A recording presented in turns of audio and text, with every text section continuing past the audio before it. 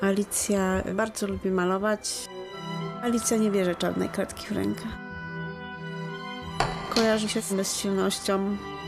W przedszkolu odbywają się zajęcia baletu. I Alicja chciałaby chodzić, tak? Chce coś zrobić, a nie może tego. Alicja lubi najbardziej kolor żółty. To słoneczko, a dla mnie nadzieja.